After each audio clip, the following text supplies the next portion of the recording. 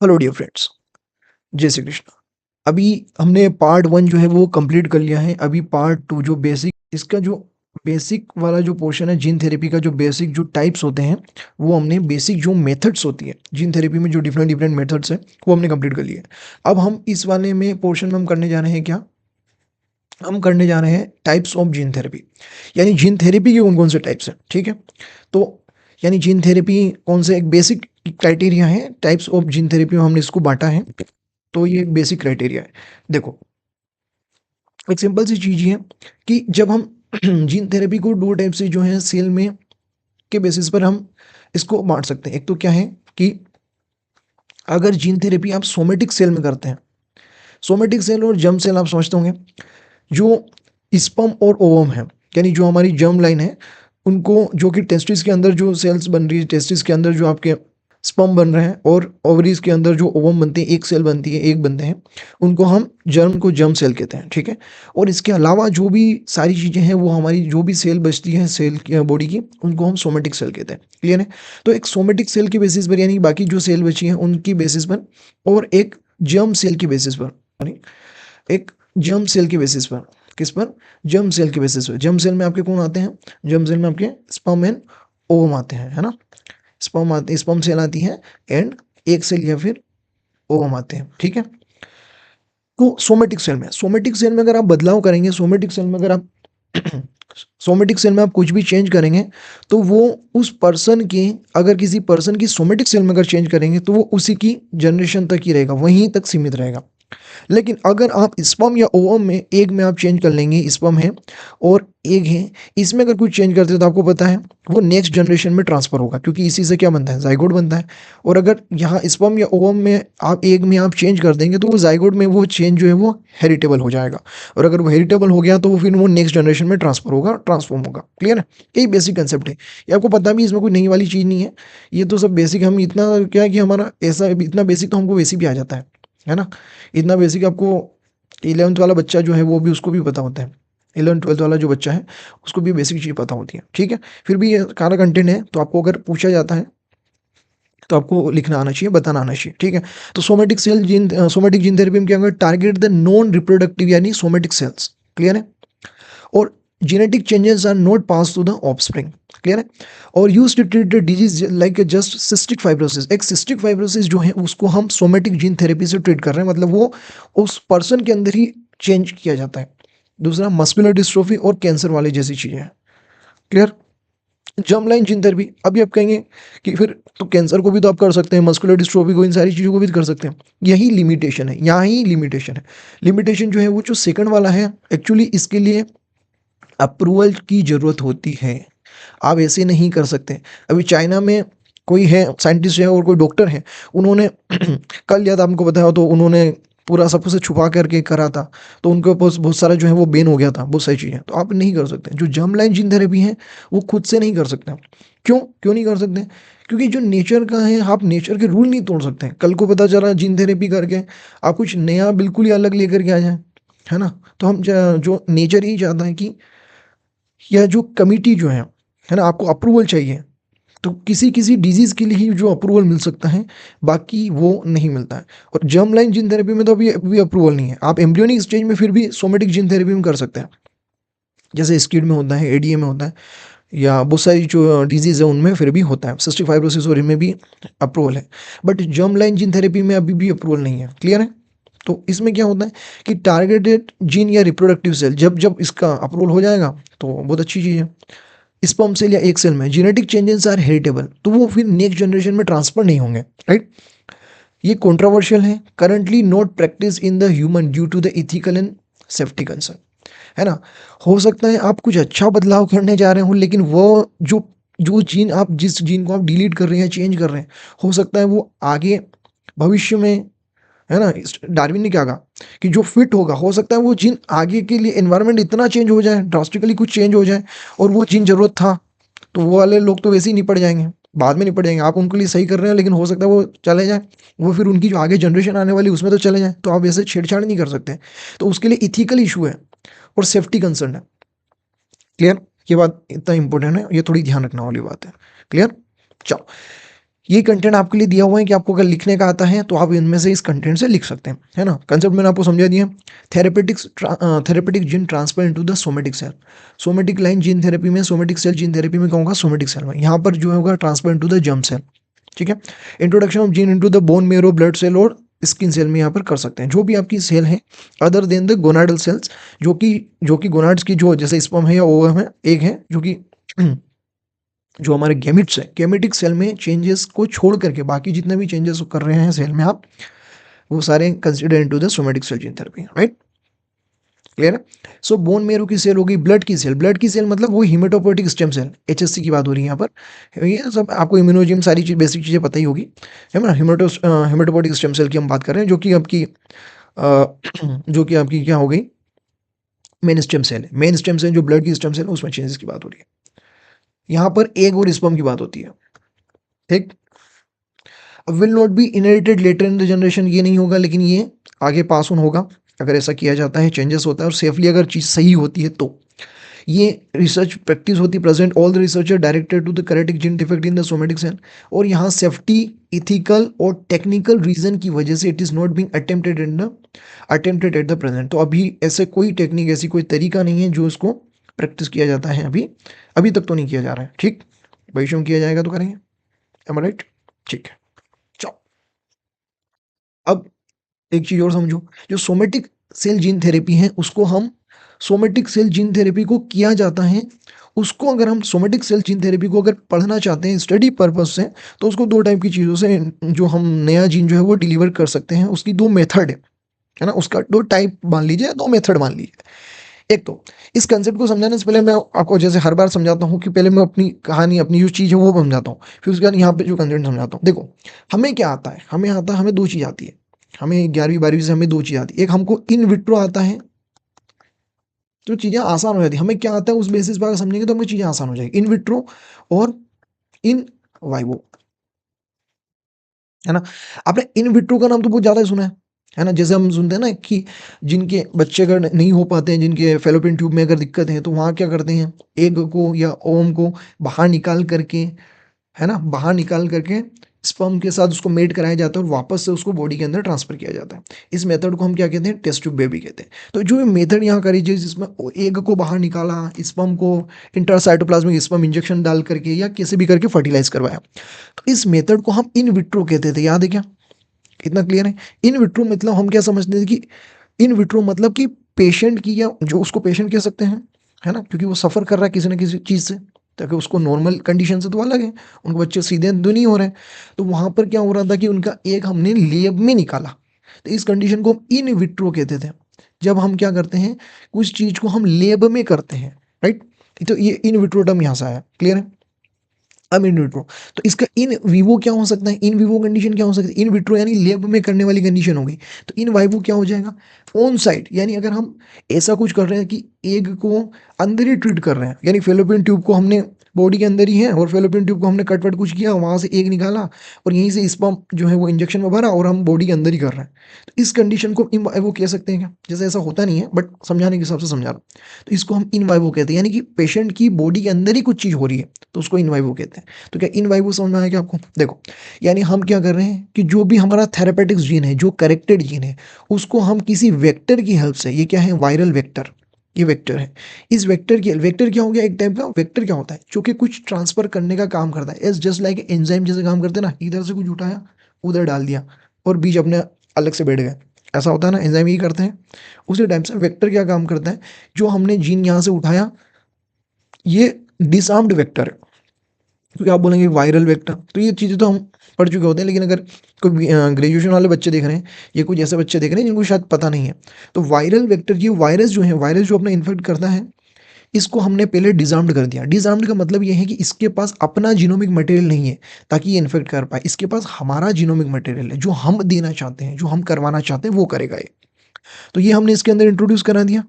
अब ये अपना काम करेगा। वायरस का काम, हमने वायरल को क्यों यूज़ किया, वायरस को क्यों यूज़ किया, वो भी हम देखेंगे। वायरस के अलावा हम भी बाकी और भी चीज़ें जो वो यूज़ कर सकते हैं, लेकिन वायरस को मेनली इसलिए यूज़ किया था क्योंकि वायरस की जीन डिलीवरी का जो सिस्टम है वो बहुत बेहतरीन है।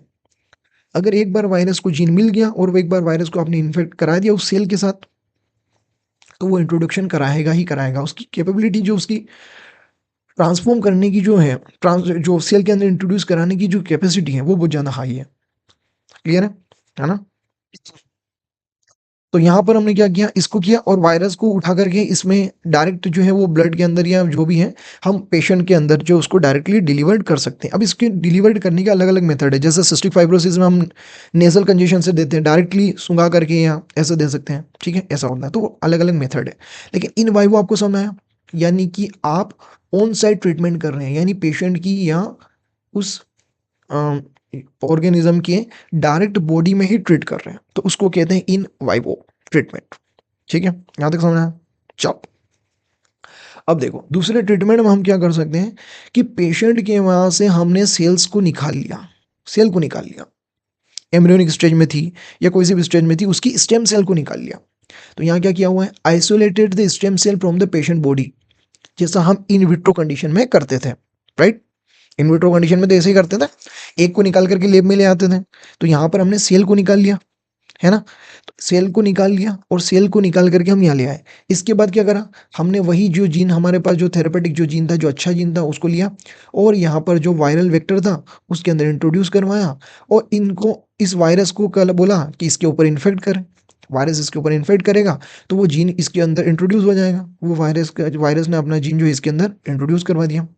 क्लियर है? है ना? तो यहाँ पर जो डायग्राम में आपको क्या दिख रहा है कि वायरस ने जो जीन हमने दिया था वो इस सेल के अंदर क्या करा दिया, इंट्रोड्यूस करवा दिया। अब सेल के अंदर वो सारे जीन आ गए जो भी आपको सही से चाहिए थे, राइट? अभी वो नॉर्मल सेल नहीं रही, वो कैसे हो गई, जो भी हमारा थेरेपेटिक जीन है वो इस सेल के अंदर आ गया। यहाँ तक क्लियर है? क्लियर है?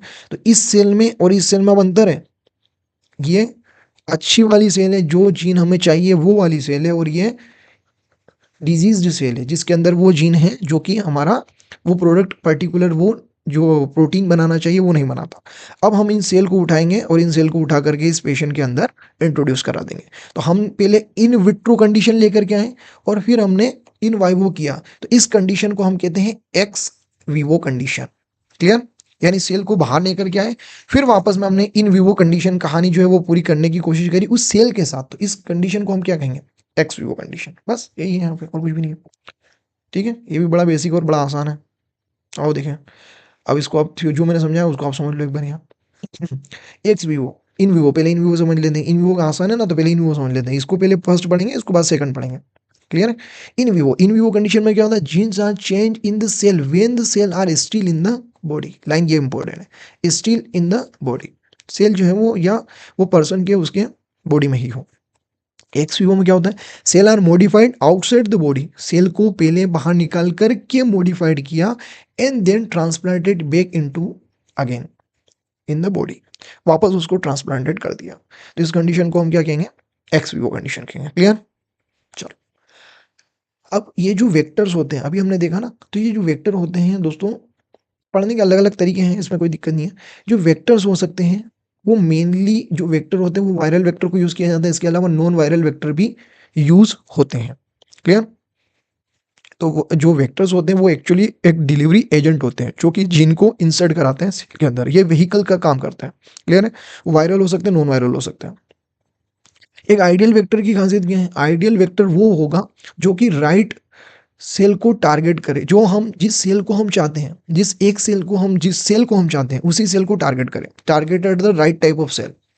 दूसरा, वो अपना इंटीग्रेट करे अपना जीन को उस सेल के अंदर इंटीग्रेट करना चाहिए। ठीक है? दूसरा, वो जीन जब उस फॉर्म में जब जाए तो वो एक्टिव रहे, ऐसा नहीं हो कि वो जीन की जो सीक्वेंस वही चेंज हो जाए तो वो एक्टिव नहीं हो पा रहा है, वो कुछ काम ही नहीं कर पाया, तो मीनिंग क्या है फिर? कोई मीनिंग नहीं है। और दूसरा, avoid the harmful side effect. पता चला हमने जो जो जीनोम उसका भेजा है, क्योंकि हम जब वायरल वेक्टर भी भेजते हैं तो हमारा जैसे एरिया ऑफ इंटरेस्ट इस जीन का है, लेकिन हम वायरस का पूरा डीएनए नहीं उड़ा सकते हैं। ये वायरस का बाकी बचा हुआ डीएनए कौन सा है, ये वाला है, ये वाला पोर्शन है ना, बाकी बचा हुआ है। तो ये हमने क्यों रखा, सवाल ये आता है। देखो लाइव क्लास चलती है जो ऐसे नॉर्मल चलती है तो उसमें तो बहुत सारे सवाल आते हैं, सवाल के साथ ही पढ़ाता हूँ मैं। लेकिन अभी तो क्या है कि अगर मैं ऐसे पढ़ा रहा हूँ तो थोड़ा सा सवाल वाल कम हो रहा है, चीज़ें कम हो पाती। ठीक है, तो मैं समझाता हूँ यहाँ पे कि हमारा area of interest of the gene तो ये है, लेकिन हमने ये फालतू का काम भी रखा। चाहते तो उड़ा सकते थे, नहीं चाह करके भी नहीं उड़ा सकते, चाह करके भी हम इसको वायरस को हटा नहीं सकते, ये वायरस है, मैं आपको इसको बना देता हूँ ताकि आपको थोड़ा-सा और समझ में आए कि हाँ, ये वायरस की बात हो रही है। ठीक है? ये वायरस रिपीट होगा। हुँ, तो अब यहाँ पर ये मैं बाकी पोर्शन को भी साथ में रखा, तो ये बाकी पोर्शन को साथ में रखना है। अरे भैया वायरस को एक बार उस सेल को के अंदर इस जीनोम को अंदर इंटीग्रेट कराना, अंदर डालना है। लेकिन और बाकी और भी तो सेल को इन्फेक्ट करना है, केवल एक सेल को इन्फेक्ट करने से क्या हो जाएगा? और आपको पता है वायरस जो है वो अपना जीनोम अंदर जैसे डालते हैं तो उसको रेप्लिकेट करवाने की कोशिश करते हैं। दूसरा वो अपना खुद का भी बनाएँगे, खुद का कैप्सोमर पूरा अपनी बॉडी बनाएँगे और दूसरी सेल को भी तो इन्फेक्ट करना है। तो हमको उसके साथ वो वाला पोर्शन भी रखना है जिससे कि वो मैक्सिमम ज़्यादा से ज़्यादा उस पूरे ऑर्गन की उस सेल को इन्फेक्ट कर पाए जिसमें हमको अपना जीन इंट्रोड्यूस करवाना है। राइट? बात समझ आई? तो इसलिए हम बाकी पोर्शन भी रखेंगे। तो फिर दिक्कत कहाँ है? दिक्कत ये है कि वायरस बड़े खतरनाक होते हैं। हो सकता है ये चांस है कि ये जो हमने जीनोम जो थोड़ा बहुत भी रखा है या वायरस के पास जो एपिटोप है, हो सकता है हमारी बॉडी की जो टी सेल या बी सेल है, वो इनको देख कर के परेशान हो जाए, बोले यार ये वायरस कहाँ से आ गया? हम तो इस पे अटैक करते हैं और ये अटैक करने लग जाए। और एक और महान है एनके सेल, ये तो बड़ी खतरनाक है। ये तो किसी को नहीं छोड़ती। ये जब एक्टिवेट हो गई तो बड़ी हालत खराब कर देती है। ठीक है? तो ये इनको पहचान सकती है। दूसरा यहाँ पर कुछ भी हो सकता है। ठीक है? तो ये एक साइड इफ़ेक्ट लेस, जितना कम साइड इफ़ेक्ट हो उतना ज़्यादा अच्छा होगा। ठीक है? साइड इफ़ेक्ट से मीनिंग यही है कि वायरस जो है वो डिज़ार्म्ड करने के बाद भी अपना इफ़ेक्ट शो कर सकता है। राइट? चलो, ये इंट्रोडक्शन का एक तरीका है, जो है वेक्टर आपने लिया, ये देखो। हाँ, ये मैं समझाने की कोशिश कर रहा था। ये न्यू जीन है, ये नया जीन है जो आपको इंट्रोड्यूस कराना, और ये वाइटल डीएनए, ये वायरस के लिए बहुत ज़रूरी है। वायरस के पास अगर ये डीएनए नहीं हुआ तो वो ट्रांसफ़ॉर्म नहीं कर सकता, उस सेल के अंदर जीन इंट्रोड्यूस नहीं करा सकता, जीन को इंट्रोड्यूस नहीं करा सकता, वो खुद की पैकिंग नहीं कर सकता अपना, वो अपना उसकी लाइफ़ को जीने के लिए उसके लिए बहुत ज़रूरी है। हमको जिवाना भी तो उसको। बात समझ में आई? क्लियर है? So vector bind to the cell membrane, ये जो भी है, वेक्टर जो है वो ये सेल है, ये पूरी सेल है। अभी वेक्टर को हमने इसके साथ बाइंड करा है सेल मेम्ब्रेन के, ये पोर के अंदर आ गया। वेसिकल बाइंडिंग है, जो वेसिकल बने, सेल मेम्ब्रेन ने उसको वेसिकल में कन्वर्ट पैक कर दिया, ये वेसिकल है पूरा, सेल वेसिकल। ये वेसिकल के साथ, क्योंकि वायरस तो साइज़ में बहुत छोटे होते हैं, जैसे ही अंदर आया, ये आकर के अंदर इन्फेक्ट किया, और ये न्यूक्लियर पोर है, ये न्यूक्लियर पोर से अंदर चला गया और अंदर जाकर के इसने मेन जीनोम के साथ इंटीग्रेट किया। तो ये एक कहानी होती है, ऐसा कर सकते हैं। इसमें क्या-क्या की एस्पेक्ट, यानी क्या-क्या चाहिए आपको? एक तो जीन चाहिए, जो आपका जो interested area of interested gene है वो चाहिए। दूसरा आपको वेक्टर चाहिए, जिस सेल को आपको टारगेट करना है वो चाहिए, और रिजल्ट ऑफ एडमिनिस्ट्रेशन, यानी एडमिनिस्ट्रेशन के बाद क्या-क्या रिजल्ट आप एक्सपेक्ट करते हैं, वो भी तो आपको देखना पड़ेगा ना। तो ये एस्पेक्ट है आपके। एडमिनिस्ट्रेशन मतलब इन्फेक्शन, यानी आप जो पूरी प्रोसेस करने की एडमिनिस्ट्रेशन बोलते हैं। पूरी प्रोसेस हो गई, उसके बाद भी एडमिनिस्ट्रेशन, यानी क्या रिजल्ट आने वाला है, ये पूरी प्रोसेस जो है, तो उसका रिजल्ट। ठीक है? चलो, तो उसके अलावा जीन मॉडिफाइड सेल थेरेपेटिक इसमें यहाँ पर 2 चीज़ें आपको समझा रखी हैं कि हम क्या कर सकते हैं कि हमने पहले क्या करा, ये किसी बैक्टीरिया को देकर के प्लाज़्मिड, यानी आपको जो, या कोई भी प्लाज़्मिड हो सकता है, उस प्लाज़्मिड के अंदर जो भी हमारा थेरेपेटिक जीन है उसको हमने इंट्रोड्यूस करवाया। क्लियर है? क्लियर है? तो ये रिकॉम्बिनेंट प्लाज़्मिड बन गया। अब इसको जाने के 2 तरीके हैं, मतलब 2 क्या, बहुत सारे तरीके हैं। एक तो वायरस बेस्ड है जिसको हम अभी पढ़ चुके हैं, है ना? ये स्लाइड पहले होनी चाहिए थी, लेकिन कोई नहीं। ठीक है, तो ये वायरस बेस्ड है, वायरस ऐसा करके इंट्रोड्यूस करा था। इसके अलावा आप जो है नॉन वायरल ट्रांसफेक्शन भी यूज़ कर सकते हैं। वायरस जिस जीन को अंदर बॉडी के अंदर इंट्रोड्यूस करा था, उस मेथड को हम ट्रांसडक्शन कहते हैं। आपको पता है ना, आप ट्रांसफॉर्मेशन पढ़ चुके हैं, कॉन्जुगेशन भी हम पढ़ते हैं। बैक्टीरिया में, एक बैक्टीरिया से दूसरे बैक्टीरिया में ट्रांसफर होता है तो कॉन्जुगेशन ट्यूब के थ्रू होता है। वायरस जो है अगर किसी सेल को इन्फेक्ट कर रहा है, इसको हम ट्रांसडक्शन कहेंगे, ट्रांसडक्शन।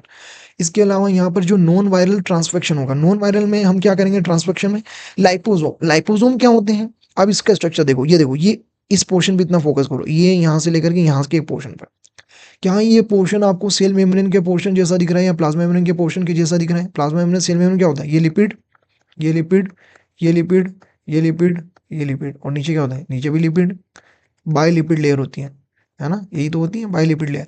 अगर इसको पूरा उठा करके ऐसा सर्कुलर हो जाए, ये पूरा ऐसा कैसा ऐसा ऐसा ऐसा सर्कुलर हो जाए,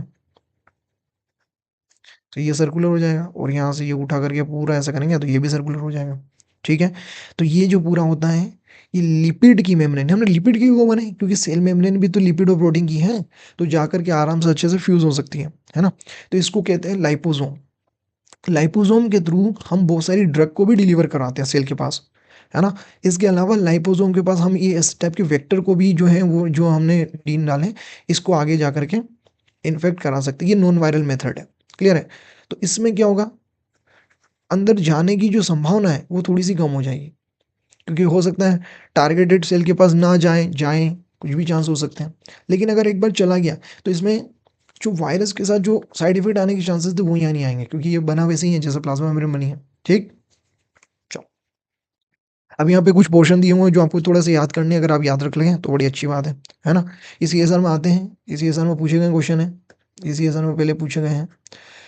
इसमें 2-4 आपको थोड़ा सा याद होना चाहिए, जैसा कि रेट्रोवायरस बेस्ड, रेट्रोवायरस रेट्रोवायरस जो है वो RNA बेस्ड वायरस है ना। और ये रेट्रोवायरस का यूज़ जो है मोस्टली किया गया है जब हम स्किड और इसकी वो बात करेंगे, एडी और स्किड की हम बात करेंगे।